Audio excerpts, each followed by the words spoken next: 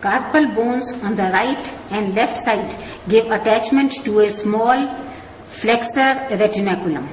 This is attached laterally to the tubercle of scaphoid and crest of trapezium. Medially it is attached to hook of hamate and pisiform bone. In addition, it has a deep slip which is attached to medial side of the groove of trapezium for the passage of flexor carpi radialis. On the medial side is a superficial slip also attached to pisiform, and it covers the ulnar vessels and nerve as these enter the palm.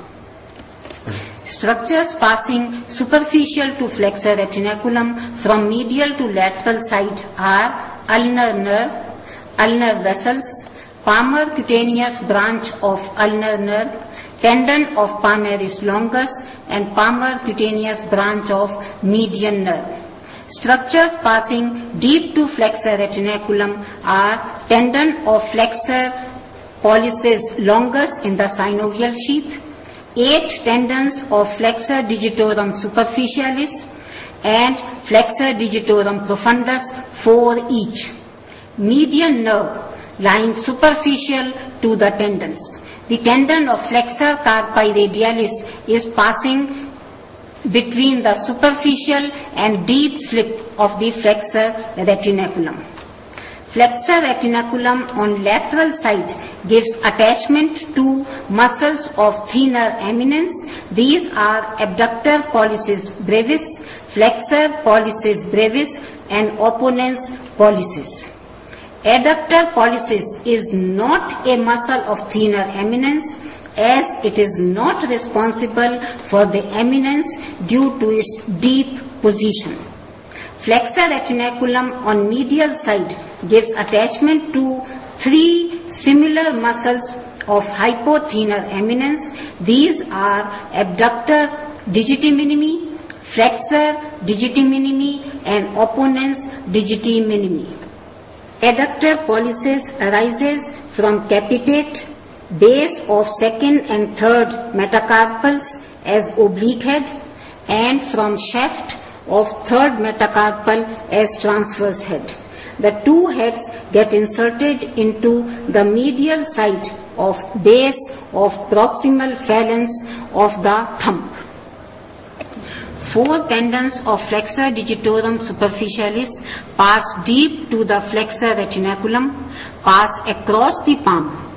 At the respective metacarpophalangeal joints of 2nd to 5th digits, each tendon gets perforated by tendon of flexor digitorum profundus, so that the tendon of flexor digitorum superficialis gets divided into 2 slips to be inserted into sides of shaft of middle phalanx. Thus, flexor digitorum superficialis has 8 slips of insertion, 2 each into 2nd to 5th digits.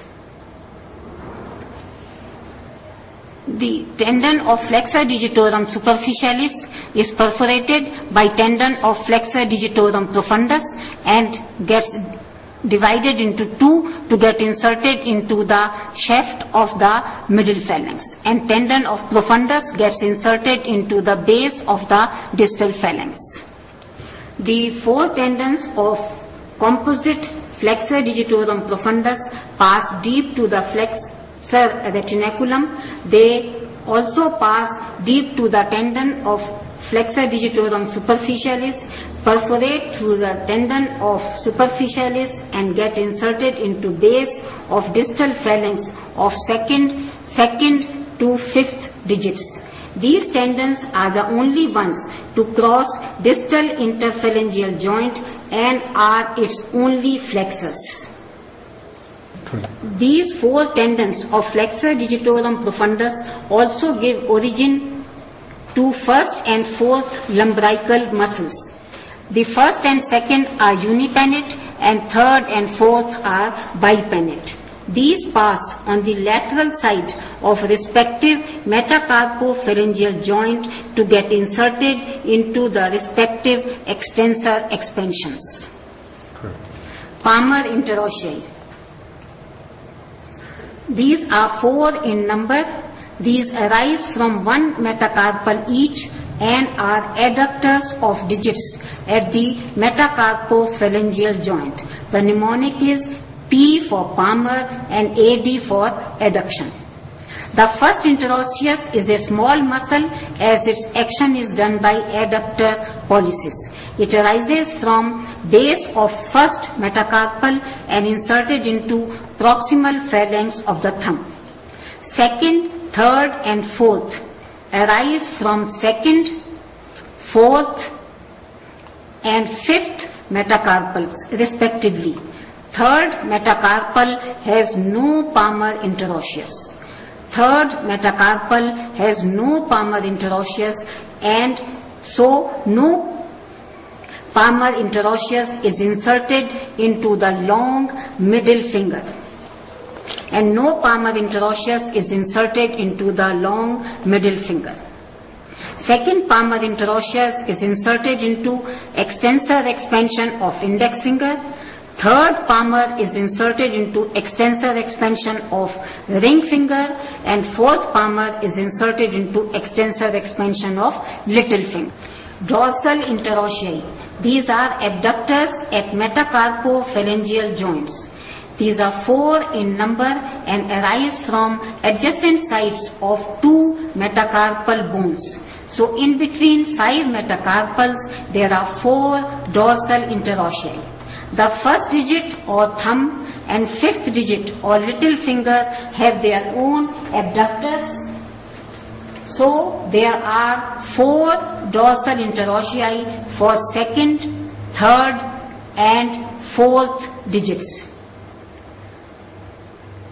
Excess of abduction and adduction of digits passes through the middle finger or the third digit. So the middle finger, whichever side it moves, is abducted. So it needs 2 abductors. Index finger or second digit gets attachment of first dorsal interosseous. Middle finger or third digit gets attachment of second dorsal interosseous on lateral side and third dorsal interosseous on medial side. Ring finger or fourth digit gets attachment of fourth dorsal interosseous. So second, third and fourth digits. Second, third and fourth digits, middle 3 digits get insertion of first, second, third and fourth dorsal interosseous. Middle finger gets 2 dorsal interosseous.